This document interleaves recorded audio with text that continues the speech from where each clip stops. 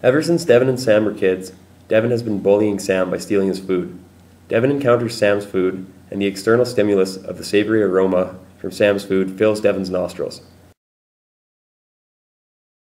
Devin's sensory receptors send this information to his brain.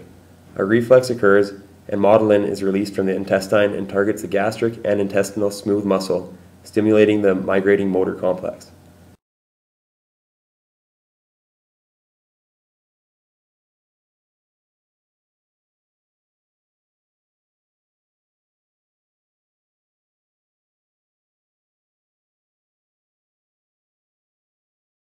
The migrating motor complex consists of waves of activity that sweep through Devin's small intestine.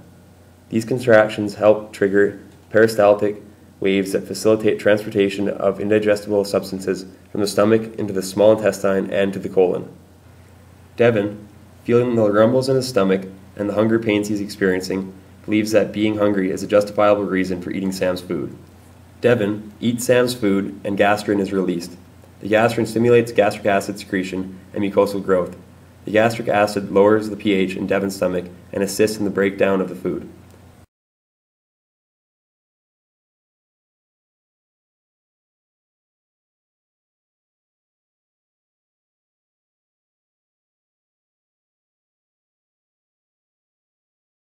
Once the food passes from Devin's stomach into his duodenum, cholecystokinin and secretin are released. The cholecystokinin targets Devin's gallbladder, pancreas, and stomach.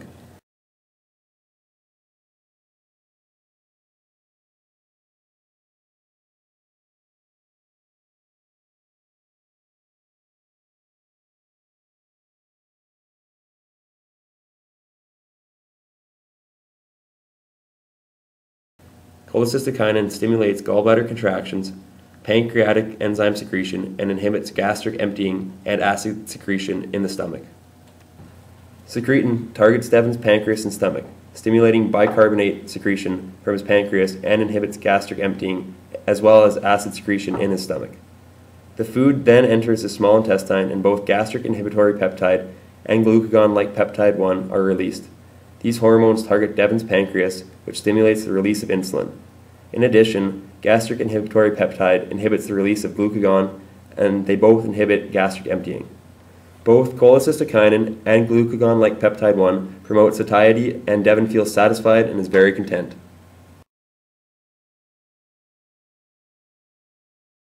This is 10 years later. Sam is now bigger than Devin after going through puberty. Sam, now feeling he can take on Devin, decides to make him pay for all those stolen lunches. Devin, that was my food! Yeah, and it was delicious.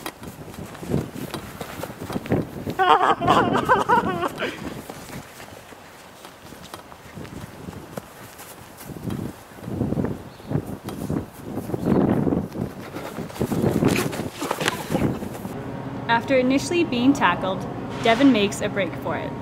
Devin's brain sent adrenocorticotropin releasing hormone to the kidney, which prompted his kidney to release epinephrine to the brain.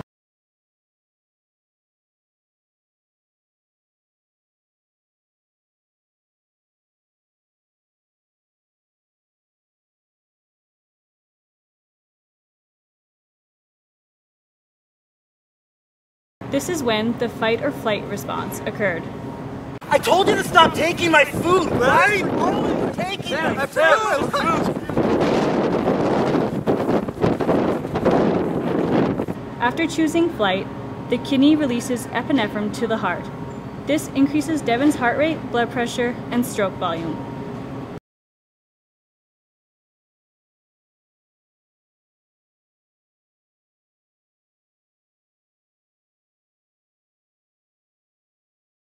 The kidney also releases epinephrine to the pancreas. The pancreas releases glucagon to the liver. In the liver, glucagon breaks down glycogen, which is stored carbohydrate. The liver then releases glucose.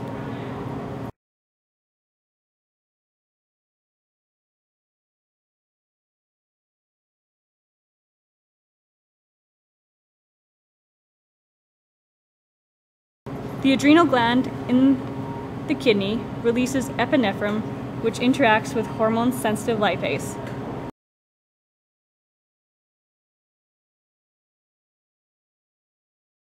By breaking down the adipose cell, free fatty acids are created, which fuel the muscles. The muscles convert stored glycogen to glucose.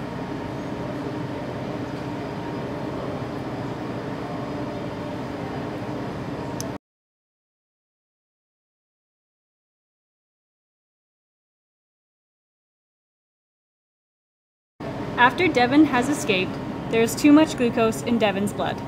The pancreas produces insulin. Receptors in the brain are informed that there is no longer an excess in glucose. The brain sends a signal to the pancreas to stop producing insulin. In the liver, insulin causes the glucose to be absorbed.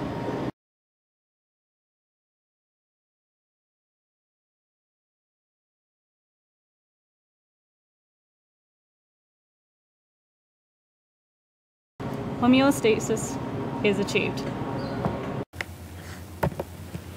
After escaping Sam, Devon is very tired.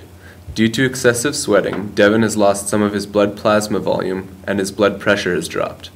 These changes to Devon's fluid status are detected by pressure and volume sensory organs in the heart called baroreceptors.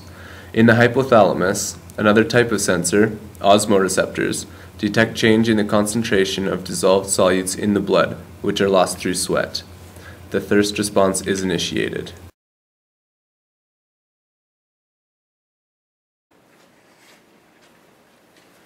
Hey, what's up, guys? What's up?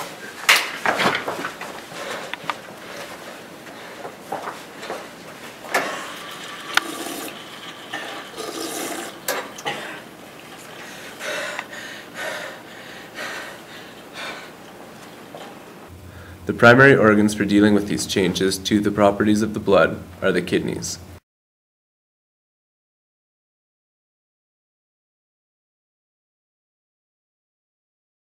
In response to these changes, the hypothalamus secretes arginine vasopressin, or AVP. AVP is picked up by the kidney and causes changes in the functional units of the kidney. These units are called nephrons. The nephron is a long series of tubing which closely interact with a blood vessel. AVP causes changes to occur in the collecting tubule of the nephron.